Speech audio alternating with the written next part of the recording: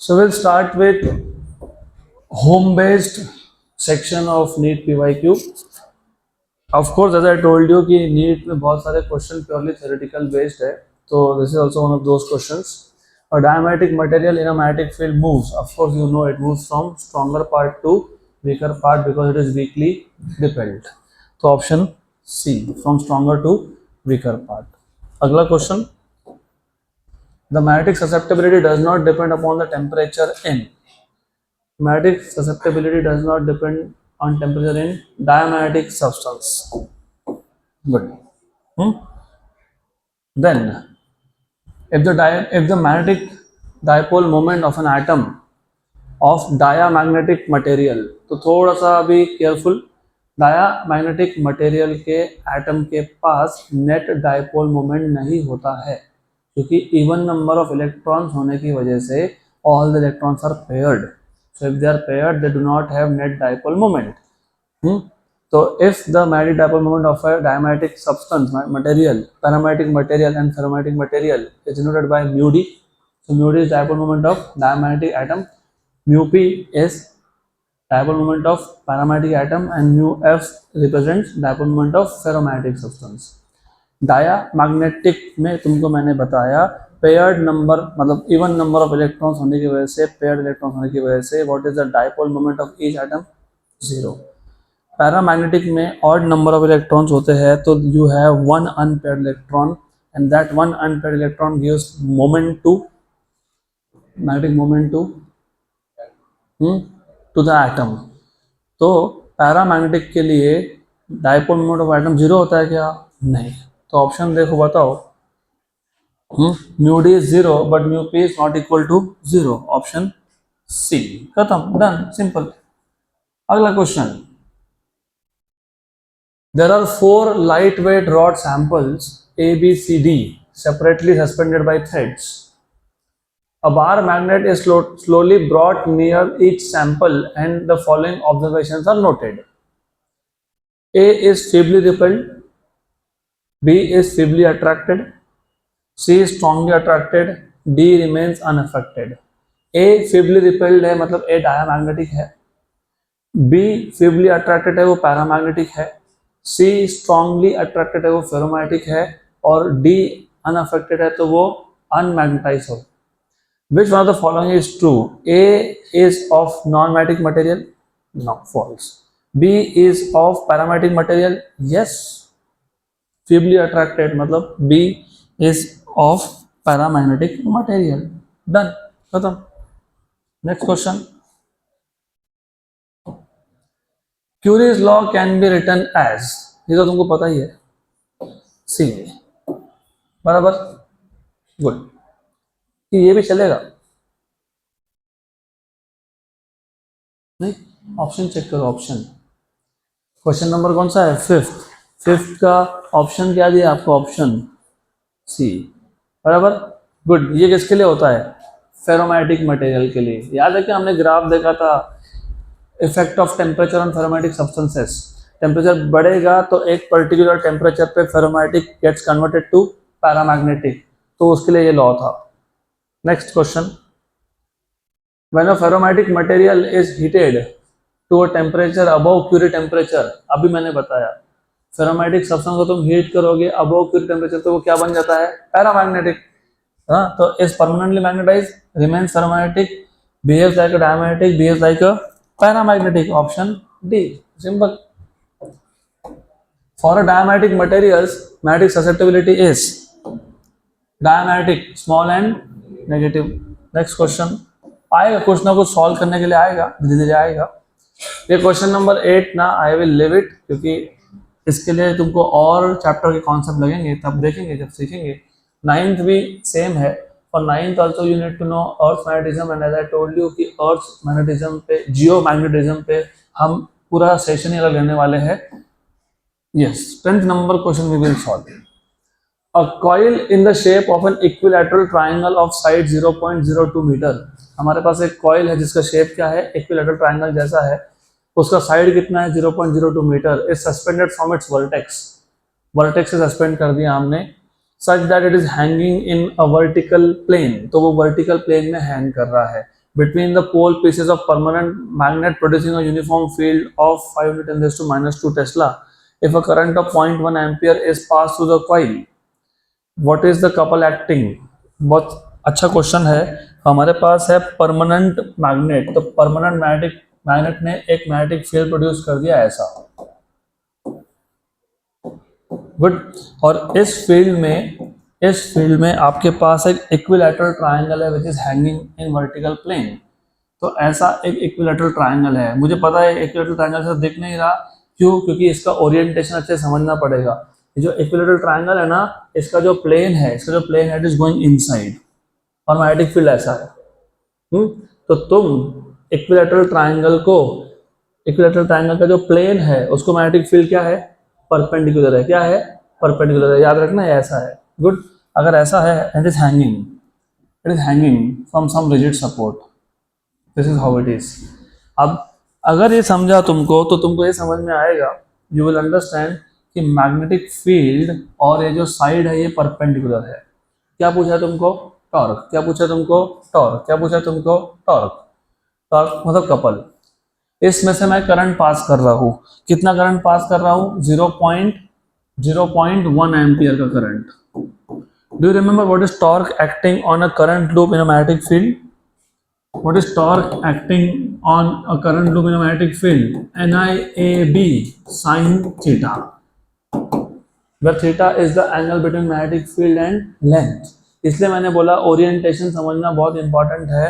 Triangle was going into the plane of board और magnetic field क्या है? उसको परपेंडिकुलर. मतलब जो साइड्स है ट्राइंगल के उसको मैग्नेटिक फील्ड क्या है? परपेंडिकुलर. तो थीटा कितना है?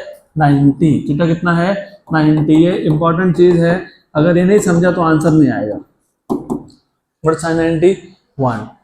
A coil in the shape of an equilateral triangle of side कितना? 0.02. A coil. Number of turns बोले या क्या? नहीं. तो नंबर ऑफ टर्न्स कितने लेंगे? 1. What is the current? 0.1. What is area of equilateral triangle? Half base into height. करो, solve करो. गुड. करो, टाइम वेस्ट करो. Half base into height. ठीक है, हाफ बेस इनटू हाइट. तो we will take it to be half base into height. You should have told me √3/4a². ये base है, ये भी a है. ये तुमको हाइट मतलब y चाहिए. फिर तुम बोलोगे area is half base into height y. बराबर. ये एंगल कितना? 60. मुझे क्या चाहिए? y. What is sin 60? How much is sin 60? √3/2. लेकिन what is sin 60 from this triangle opposite side upon hypotenuse? तो y/a. तो y/a. तो व्हाट इज y? √3/2a. कितना? √3/2a. तो half base is a, √3/2a. तो कितना आ गया? √3/4a². तो तुमको ये पता होना चाहिए. √3/4a², नहीं तो टाइम वेस्ट होगा तुम्हारा. गुड. तो √3/4a² is the area of equilateral triangle. What is a given to you? Side length 0.2. 0.2 मतलब 2 × 10⁻². उसका स्क्वायर 4 × 10⁻⁻4. क्योंकि रिमेंबर ये जो साइड लेंथ था a, ये a की वैल्यू थी 2 × 10⁻² मीटर. ये हो गया कैंसल. तो कितना आया? √3 × 10⁻4 मीटर स्क्वायर. तो ये आ गया आपका √3 × 10⁻4 metre square into magnetic field. How much is the magnetic field? 5 × 10⁻². And sine 90 कितना है? 1. बराबर. तो ये कितना आ गया? 5√3 10⁻⁻4 -2 -6 और 0.1 का 10⁻⁻1 तो 10⁻⁻7 न्यूटन मीटर. तो 5√3 × 10⁻⁻7 newton metre. Option number A. Done.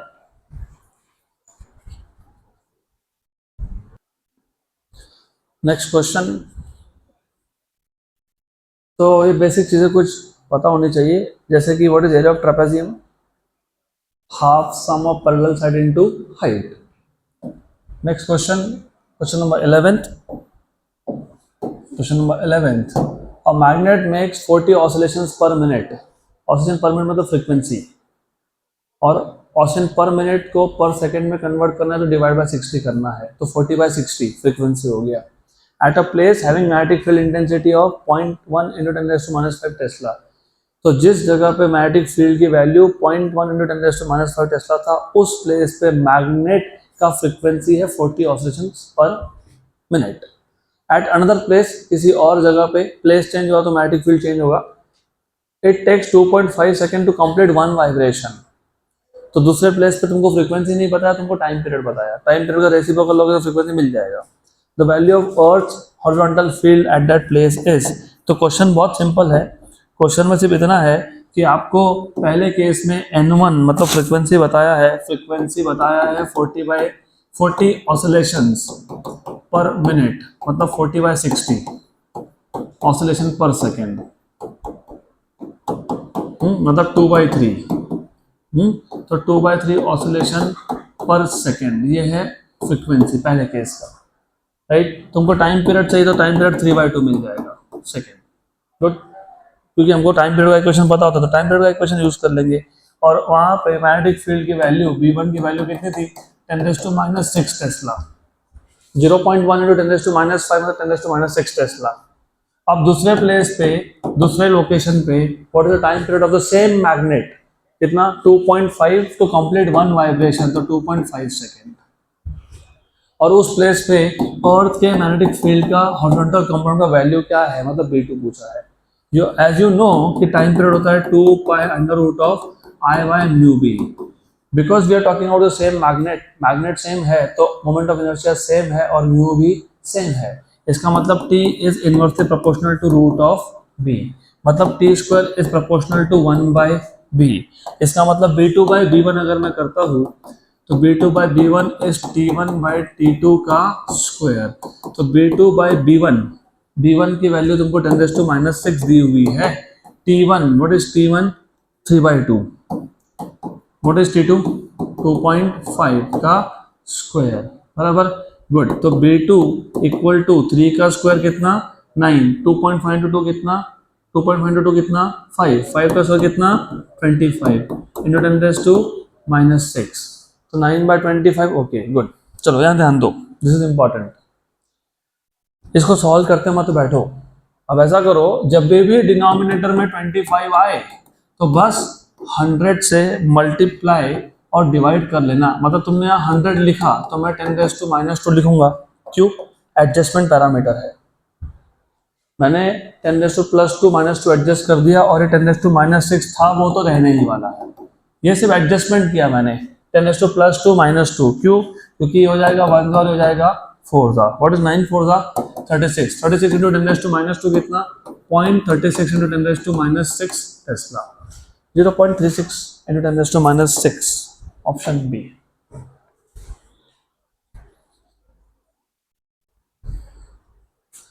Next question, it is a good question.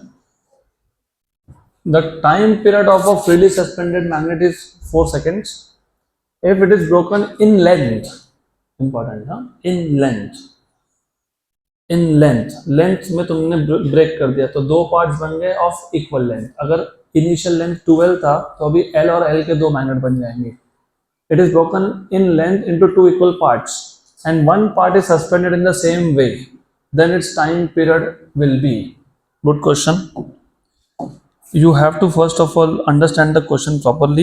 हमारे पास एक मैग्नेट था, मान लेते हैं, which was oscillating with a time period of 4 seconds. ऐसा क्वेश्चन में बोला है।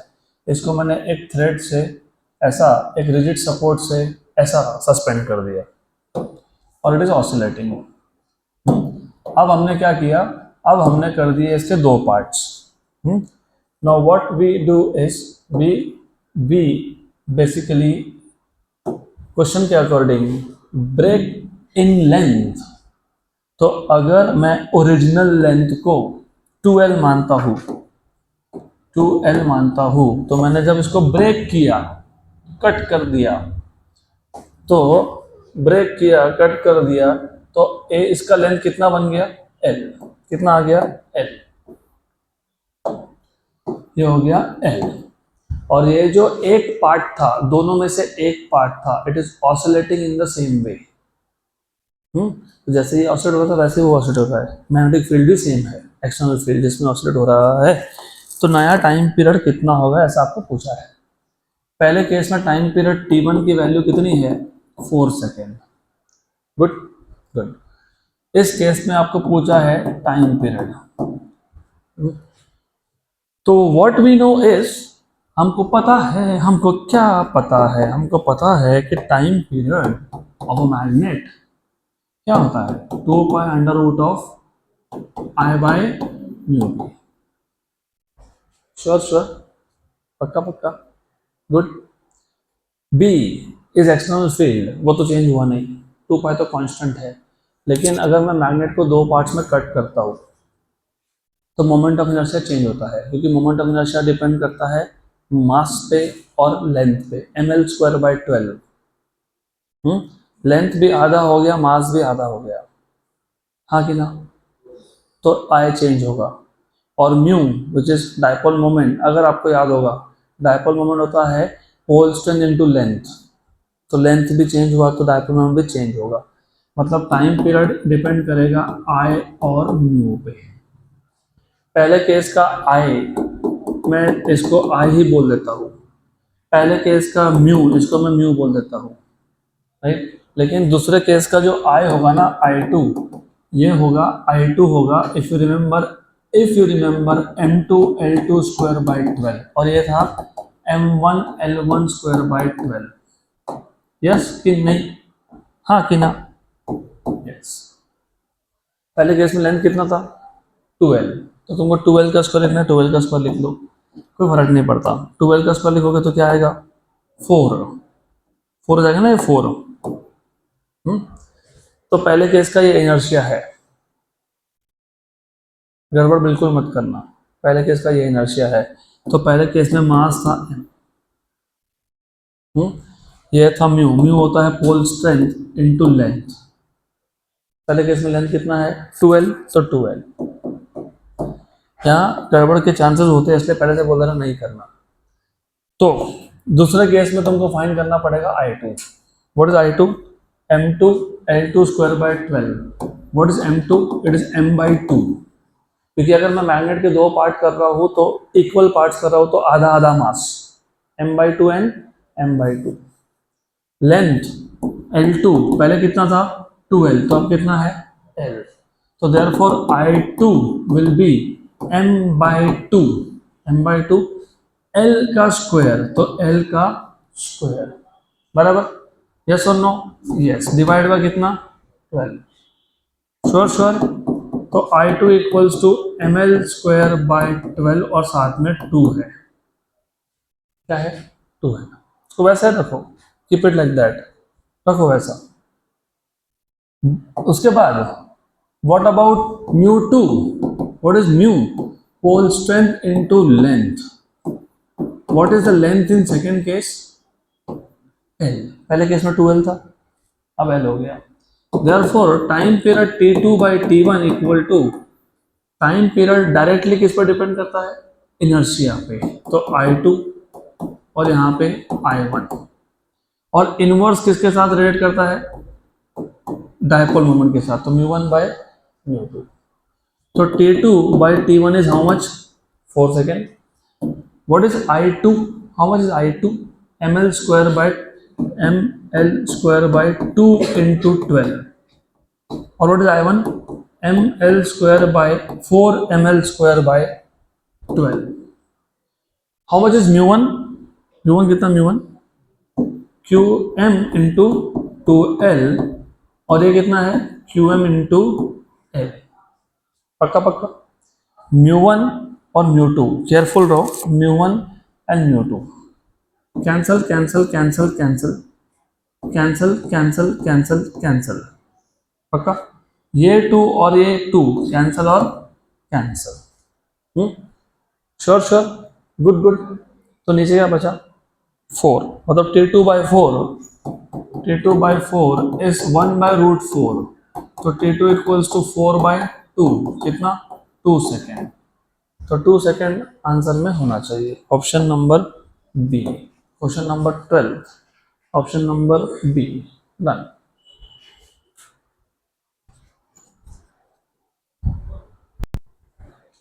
अगला question, next question.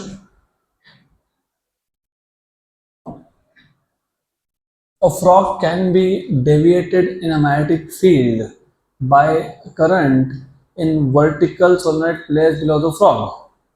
This is possible because the body of the frog behaves as. बताओ. Frog can be deviated in magnetic field produced by a current in vertical solenoid. एक vertical solenoid है, उसमें current है. Vertical solenoid में current, किसी भी solenoid में current की वजह से जो फील्ड प्रोड्यूस होता है वो होता है अलोंग द एक्सिस. तो थोड़ा सा डायग्राम को समझ लो अच्छे से. वैसे तो आंसर डायरेक्ट ही आने वाला है आपका, तो जरूरत भी नहीं है सब करने की, बट एनीवेज इसका आंसर मैंने आपको लास्ट लेक्चर में बता दिया था इस क्वेश्चन का. बताता हूँ कैसे. तो ये वाइंडिंग है, ये सोलोनॉइड है, इसके ऊपर वाइंडिंग है. अब क्योंकि इसके ऊपर वाइंडिंग है, इसलिए जब करंट पास करोगे तो आपको कम से कम ये याद होना चाहिए कि इस करंट की वजह से जो फील्ड प्रोड्यूस होता है वो होता है अलोंग द एक्सिस. अब आगे बोला है a frog can be deviated in a magnetic field produced by current in vertical solenoid placed below the frog. Placed below the frog. तो यहाँ पे ऊपर है frog. Frog is here somewhere over here. यहाँ पे frog है. तो solenoid is placed below the frog. Good. ऐसा क्यों हुआ? Because the frog behaves as diamagnetic. एक क्वेश्चन था, if you remember, ऐसा क्वेश्चन था कि सारे सब्सटेंस का एक कॉमन प्रॉपर्टी होता है. कौन सा? Diamagnetic. To some extent each material behaves like, ऐसा क्वेश्चन था, डायमैग्नेटिक. तो फ्रॉग है, तुम खुद हो, यू आर आल्सो डायमैग्नेटिक. तो nothing. Liquid oxygen remain suspended between two pole faces of a magnet because. तो जो लिक्विड ऑक्सीजन है वो मैग्नेट के दो पोल पीसेस के बीच में सस्पेंडेड रहता है हमेशा. This is because what is oxygen by nature? अरे वो तो नेचर पूछ रहा हूं मैं. डायमैग्नेटिक, पैरामैग्नेटिक, फेरोमैग्नेटिक, क्या होता है वो? पैरामैग्नेटिक होता है. ये भी हमने प्रॉपर्टीज में देखा था. अगर मैंने वहां बोल दिया होगा डायमैग्नेटिक तो करेक्ट कर लो. Air is diamagnetic, nitrogen is diamagnetic, बराबर. Gold is diamagnetic, silver is diamagnetic. Paramagnetic में हमने क्या क्या देखा था, याद है क्या? देखा था एल्यूमिनियम, मैंगनीज, ऑक्सीजन. ये क्या होता है? पैरामैग्नेटिक. आयरन, निकेल, कोबाल्ट क्या होता है? Ferromagnetic. Magnetic permeability is maximum for, बता दो. हाँ, फेरोमैग्नेटिक सब्सटेंस. ये कुछ क्वेश्चन है सॉल्व करने से, वेरी रिसेंट भी है, अच्छा क्वेश्चन भी है. A uniform conducting wire of length 12A. What is the length of wire? 12A. And resistance कितना है? R. Is wound up as a current carrying coil. तो इसको हमने एक current carrying coil बना दिया in the shape of. पहले हमने इसको equilateral triangle का shape दिया. किसका दिया? Equilateral triangle of side A. फिर हमने इसको क्या दे दिया? Square का shape of side A. बराबर? बराबर. आप दोनों में से एक ही आंसर बताएगा मेरे को. जब 12A लेंथ के वायर को मैंने इक्विलैटरल ट्रायंगल बनाया with side length A, no one else will speak in between. जब मैंने 12A लेंथ के वायर को इक्विलैटरल ट्रायंगल बनाया विद साइड लेंथ A, तो मुझे बताओ नंबर ऑफ टर्न्स कितने आएंगे?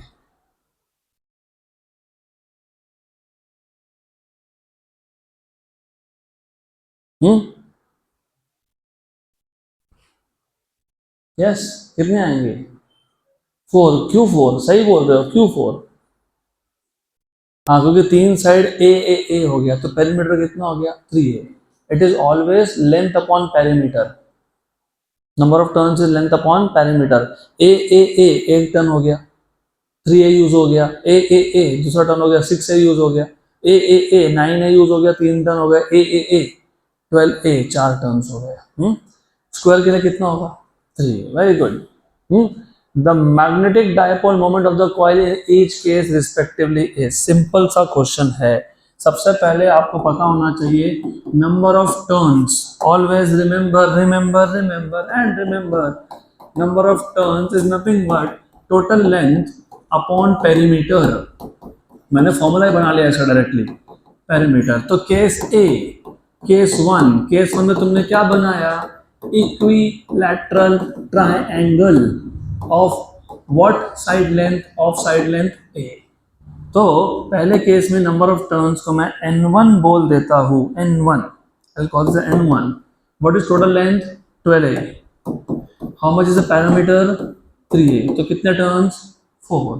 Case 2 is for a square of side length a. तो स्क्वायर ऑफ साइड लेंथ ए, तो नंबर ऑफ टर्न्स कितने होंगे, लेंथ कितना है 12a, पेरीमीटर कितना है 4a, तो कितने आ गए 3। अब नंबर ऑफ टर्न्स क्यों निकाला, स्मॉल एन लिखो कैपिटल एन लिखो कोई फर्क नहीं पड़ता।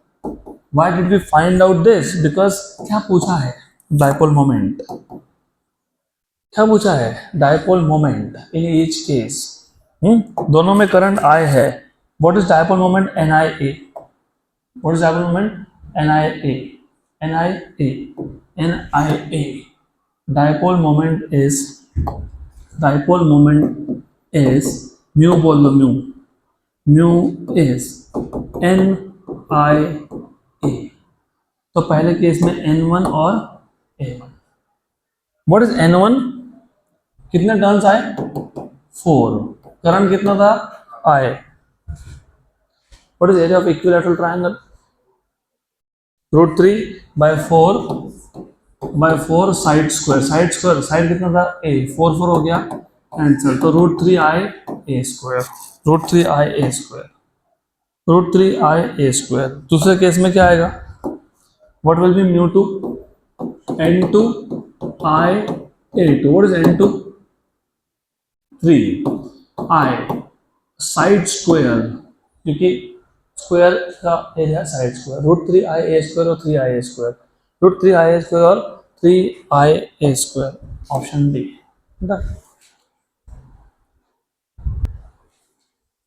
So we'll go ahead with PYQs of JEE Mains.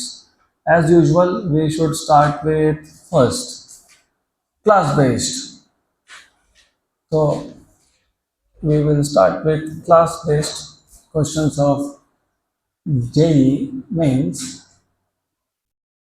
क्या आ गया, class based section of JEE Mains। Okay, इसमें भी कुछ क्वेश्चंस JEE आने से पहले जो एग्जाम था AIEEE, उसमें थ्योरेटिकल बेस्ड क्वेश्चन आते थे। The magnetic lines of force inside a bar magnet. सबसे पहले you have to understand electric lines of forces और मैग्नेटिक लाइंस ऑफ फोर्सेस में एक छोटा सा डिफरेंस है। इलेक्ट्रिक लाइंस ऑफ फोर्स वो पॉजिटिव चार्ज से स्टार्ट होता है, नेगेटिव पे खत्म होता है। पक्का, वो क्लोज लूप नहीं बनाता है। लेकिन magnetic line of force north से स्टार्ट होता है, यस, लेकिन साउथ पे खत्म नहीं होता है। वो लूप बनाता है क्लोज, मतलब मैग्नेट के अंदर तुम देखोगे, मैग्नेट के बाहर ये। अब जो मैं बोल रहा हूँ अच्छे से सुन लो, थ्योरी का कनेक्शन कैसे लगेगा समझेगा, अब 2-3 क्वेश्चन में ही आ जाएगा वो।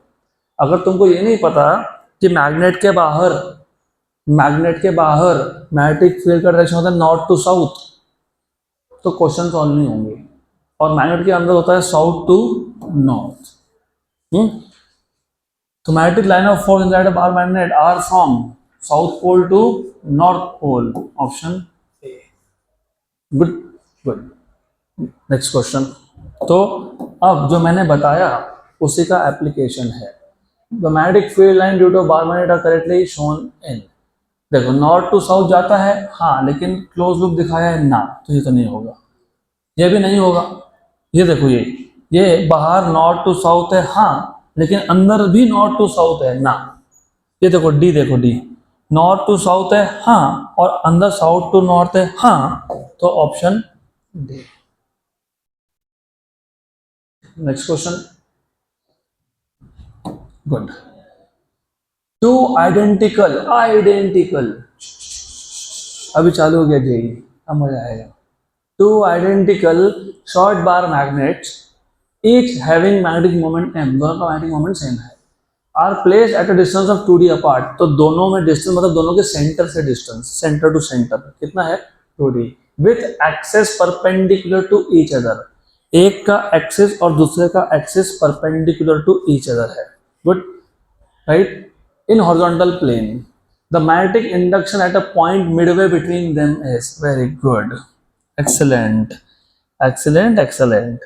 हमारे पास है मैग्नेट, ये है मैग्नेट 1, मैग्नेट नंबर 1, और हमारे पास और एक मैग्नेट है, मैग्नेट नंबर 2, आइडेंटिकल है, आइडेंटिकल है, आइडेंटिकल होना मतलब शेप एंड साइज सेम होना और डायपोल मोमेंट भी सेम ही है दोनों का, गुड गुड, और दोनों शॉर्ट है, शॉर्ट, राइट, गुड, शॉर्ट है, दोनों शॉर्ट है, और लेकिन वो रखे कैसे गए हैं, कैसे रखे गए वो जरा अच्छे से समझ लेते हैं।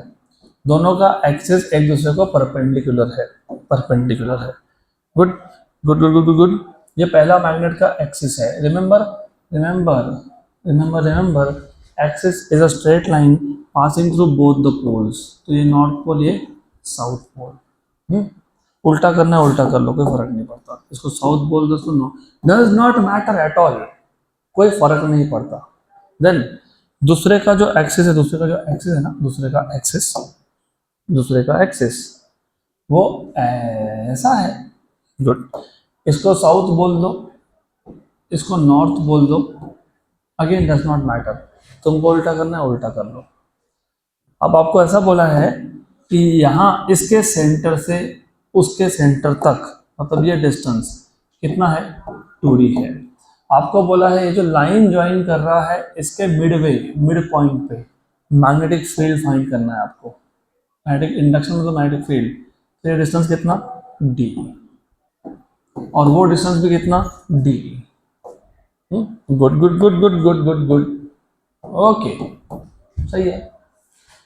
ये मैग्नेट नंबर 1, ये मैग्नेट नंबर 2, ये जो पॉइंट है ना P पॉइंट, जिस पे आपको फील्ड फाइंड करना है, वो पहले मैग्नेट के एक्सिस पे है, और वही पॉइंट दूसरे मैग्नेट के इक्वेटर पे है, क्योंकि याद होना चाहिए एक्सिस को perpendicular line passing through the centre of magnet is called as equator, तो ये पहले का एक्सिस है, तो ये पहले का इक्वेटर है, और ये पहले का एक्सिस है, तो ये लाइन, सॉरी ये दूसरे का एक्सिस है, तो ये दूसरे का इक्वेटर है, तो जो P पॉइंट है, P पॉइंट है, P पॉइंट है, P पॉइंट है, वो पहले मैग्नेट के एक्सिस पे है कि इक्वेटर पे है, जल्दी बताओ, एक्सिस, और दूसरे के इक्वेटर, बराबर, तो दोनों का मैग्नेटिक फील्ड का फॉर्मूला पता होना चाहिए, तो मैं बताऊंगा, लेकिन डायरेक्शन भी तो पता होना चाहिए।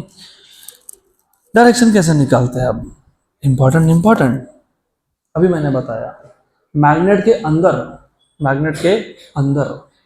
मैग्नेटिक फील्ड का डायरेक्शन क्या होता है, साउथ टू नॉर्थ, तो इस पूरे एक्सिस पे, क्योंकि अंदर साउथ टू नॉर्थ है, तो पूरे एक्सिस पे साउथ टू नॉर्थ है, पूरे एक्सिस पे, मतलब पहले का जो फील्ड है वो ऐसा है, ये B1 हो गया, B1, बराबर, पक्का पक्का, sure, yes yes, good good good good good, पक्का, और बाहर क्या होता है, नॉर्थ टू साउथ, तो अगर मैं magnetic line of force draw करूं, ऐसा मैग्नेटिक लाइन ऑफ फोर्स आएगा इसका,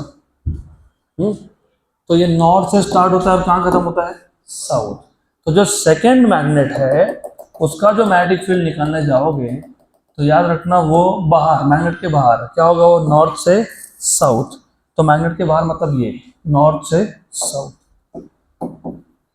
बराबर, तो B1 एंड B2 क्या है, परपेंडिकुलर टू ईच अदर, जब दो वेक्टर्स एक दूसरे को परपेंडिकुलर हो तो रिजल्टेंट होता है अलोंग द डायगोनल, और सिर्फ डायगोनल होता है ये इंपॉर्टेंट नहीं है, इंपॉर्टेंट ये भी है उसका मैग्नीट्यूड क्या होता है, what is the magnitude of B, under root of B1 square plus B2 square, equation 1, लेकिन एज आई टोल्ड यू कि जो B1 है ये एक्शियल है, एक्शियल, एक्शियल। और आपको पता होना चाहिए शॉर्ट बार मैग्नेट, ये वर्ड जब यूज करते हैं ना, अगर शॉर्ट वर्ड नहीं यूज किया होता तो तुम्हारा फॉर्मूला अलग हो जाता। शॉर्ट मतलब शॉर्ट डाइपोल, शॉर्ट डाइपोल मतलब जिस पॉइंट पे तुम फील्ड फाइंड कर रहे हो वो बहुत दूर है, और जब ऐसा होता है तो होता है μ0/4 2 times of dipole moment by distance का क्यूब। लेकिन शॉर्ट डाइपोल, शॉर्ट मैग्नेट, ये वर्ड यूज होगा तो ही वैसा ले सकते हो, नहीं तो नहीं। और जब एक्स को फाइंड करो तो क्या लगता है 2, क्या लगता है 2। और इक्वेटर पे जब फाइंड करते हो, इक्वेटर पे, तो 2 नहीं लगता है, तो 2 नहीं आता है उसमें। जरा बस पक्का। अब मैं मेरा काम आसान करने के लिए मैं ऐसा करूंगा, what is B1, what is B1 μ0/4 2m/d³। हाँ कि ना, यस और नो, यस। तो 2 को बाहर लिख दिया, लेकिन ये कौन था, कौन था ये B2, तो B1 क्या आ गया 2B2, क्या आ गया 2B2। तो from equation number 1 and 2, therefore from equation number 1 and 2 you have B equal to under root of B1 square, लेकिन what is B1 2B2, तो 2B2 square, 2B2 square plus B1 plus B2 square, sorry, तो ये कितना हो गया 2 square कितना हो गया 4, 4 + 1 5, तो कितना हो गया 5B2 स्क्वायर, तो कितना आ गया √5B2। लेकिन B2 कितना था μ0/4 पाई m/d³ था, क्या था, यस। तो देखो तो जरा, ऐसा है क्या √5 μ0/4 पाई m/d³, option number D.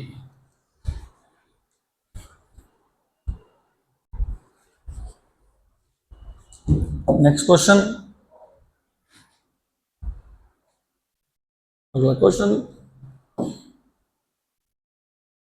the dipole moment of a circular loop carrying a current I is m and the magnetic field at the center of the loop is B1. When the dipole moment is doubled by keeping the current constant, the magnetic field at the center of the loop is B2. The ratio of B1 by B2 is, हमको ऐसा बोला है the dipole moment of a circular loop carrying current I is m। हमारे पास एक circular loop है जिसमें current है I, उसका डायपोल मोमेंट है m और उसके सेंटर पे फील्ड है B1। अब अगर मैं करंट को कांस्टेंट रख के डायपोल मोमेंट को डबल करता हूँ, 2m कर देता हूँ, तो new magnetic field is B2, तो रेशियो B1/B2 कितना।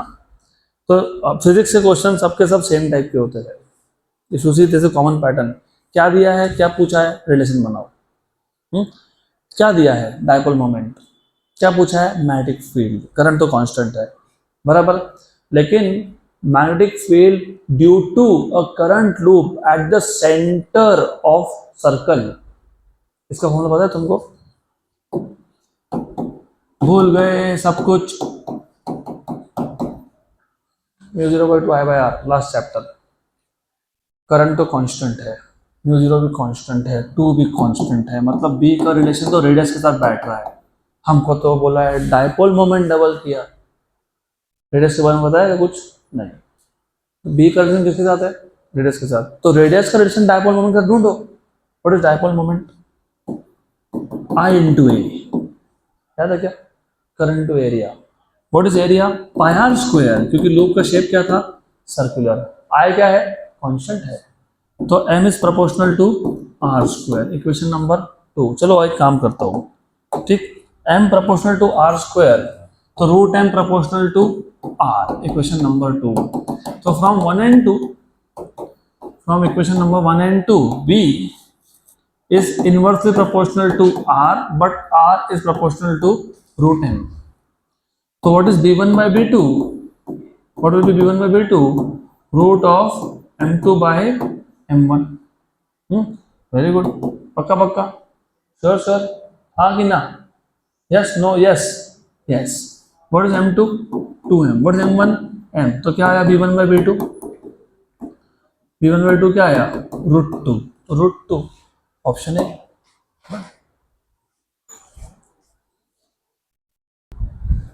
Next question, two short bar magnets of length 1 centimetre each, short bar magnets, ये वर्ड इंपॉर्टेंट है, each have magnetic moments 1.2 ampere meter square mu and 1 ampere meter square। तो पहले का 1.2, दूसरे का 1, length same है, they are placed on a horizontal table, horizontal table मैं draw करने वाला हूँ वर्टिकल प्लेन पे, वो है हॉरिजॉन्टल। तो याद रखना, आई डोंट हैव ऑप्शन में, इधर अगर ऐसा बोर्ड लगाता हूँ ना, यहाँ ड्रॉ करता हूँ, तुमको कुछ नहीं दिखने वाला, तो मुझे वर्टिकल प्लेन पे ड्रॉ करना पड़ेगा। They are placed on a horizontal table parallel to each other with their north poles pointing towards the south। जो मैग्नेट के नॉर्थ पोल है वो जियोग्राफिक साउथ पोल की तरफ है, right. They have a common magnetic equator, दोनों का equator common है, and are separated by a distance of 20 centimetre. तो दोनों मैग्नेट डिस्टेंस कितना है, 20 centimetre. The value of the resultant horizontal magnetic induction at the midpoint O of the line joining their centers is close to horizontal component of Earth's magnetic induction is 36 into 10 raised to -5 Weber per meter square। सबसे पहले ये question समझना is important. आपके पास एक horizontal table है, horizontal, मैं इसको दिखा रहा हूँ वर्टिकल क्योंकि मैं हॉरिजॉन्टल यहाँ पे ड्रॉ नहीं कर सकता, तो ये एक हॉरिजॉन्टल टेबल है। इस हॉरिजॉन्टल टेबल पे आपके पास दो शॉर्ट मैग्नेट्स है, एक का डायपोल मोमेंट आपको दिया हुआ है, कितना दिया हुआ है 1.2, और दूसरा कितना दिया हुआ है 1। ये हो गया एक मैग्नेट, और एक भी ड्रॉ करता हूं मैं, ये हो गया एक मैग्नेट, दोनों का लेंथ है सेम, ये है एक मैग्नेट। अब करते हैं दूसरा मैग्नेट ड्रॉ, ये है दूसरा मैग्नेट, ऐसा, गुड गुड। इन दोनों का इक्वेटर कॉमन है। रिमेंबर, ये था एक्सिस एक्सिस एक्सिस, और ये क्या है इक्वेटर कॉमन है, कॉमन इक्वेटर है, बराबर। और ये दोनों कैसे रखे गए, दोनों का जो नॉर्थ पोल है ये साउथ की तरफ पॉइंट कर रहा है।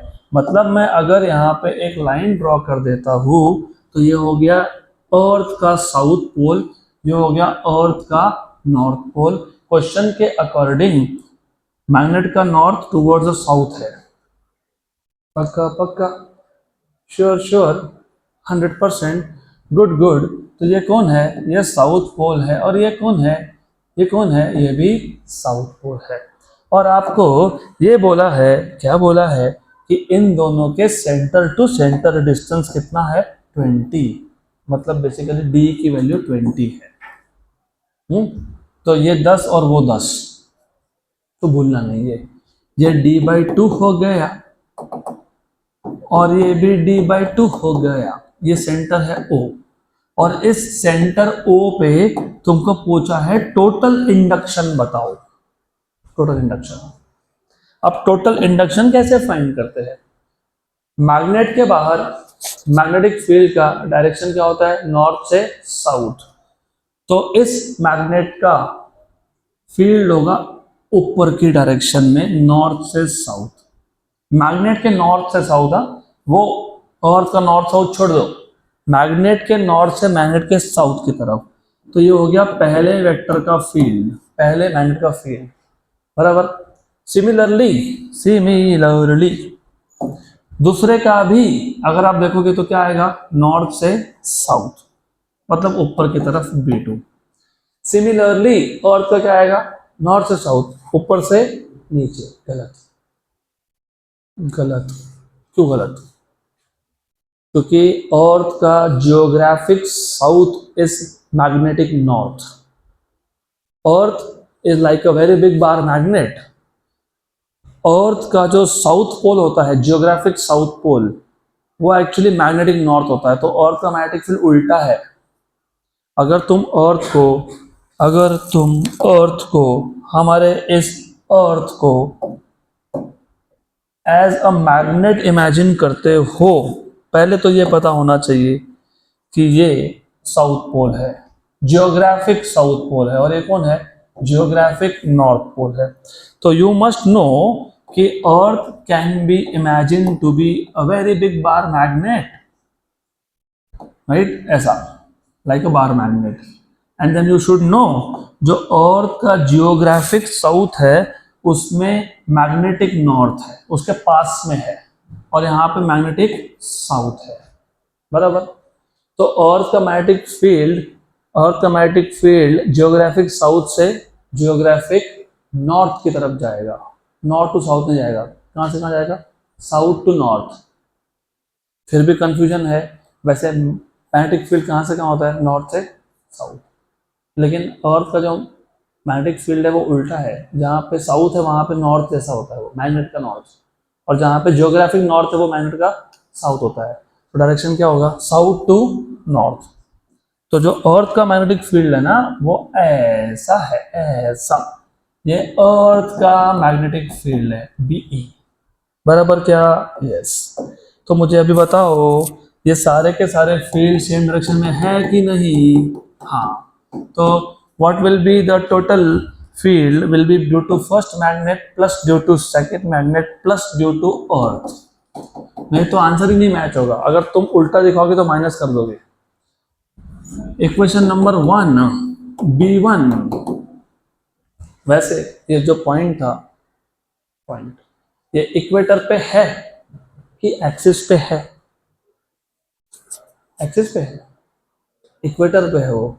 इक्वेटर पे फील्ड क्या होता है, μ0/4 डायपोल मोमेंट अपॉन डिस्टेंस का cube. Distance is not d, it is d/2, d/2। Very good. तो b1 इक्वल टू μ0/4 कितना, 10⁻⁻7।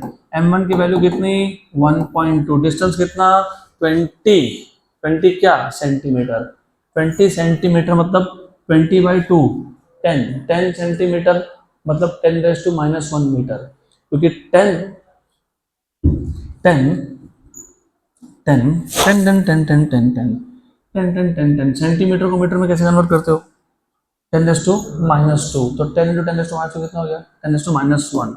तो 10⁻1 का क्यूब, 10⁻3, ऊपर कितना है 10⁻7, तो कितना हो गया 1.1 × 10⁻4, बराबर टेस्ला या वेबर पर मीटर स्क्वायर।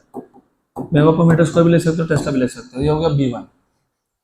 पक्का पक्का क्या, यस, पक्का पक्का, sure sure, good good good good good good good good. Then what will be B2, what will be B2, B2 will be μ0/4 again, ये इक्वेटर पे है तो m2/d/2 का क्यूब, बराबर।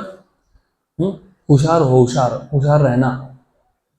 इधर 1.2 कौन था, m1, तो ये 1.2 m1 से आ रहा है, बाकी सारा क्या हो गया 10⁻⁻4। तो यहाँ पे भी बाकी सब तो सेम है ना, डिस्टेंस सेम है कि नहीं, हाँ। तो पता है सिर्फ m2 इंटू 10⁻⁻4, और m2 1 इंटू 10⁻⁻4 हो गया, यस। तो therefore net field is B1 plus B2 plus BE। How much is B1, 1.2 into 10⁻⁻4। How much is B2, 1 into 10⁻⁻4। How much is earth's magnetic field, कितना 3.6 इंटू 10⁻5। इसको 10⁻4 लिखना होगा तो 0.36, क्या करेंगे 0.36 इंटू 10⁻⁻4। ऐसा क्यों किया, 1.2 plus 1 2.2 plus 0.36 2.56 into 10⁻⁻4, 2.56 into 10⁻⁻4, option number B. Good. So that is the end of this chapter.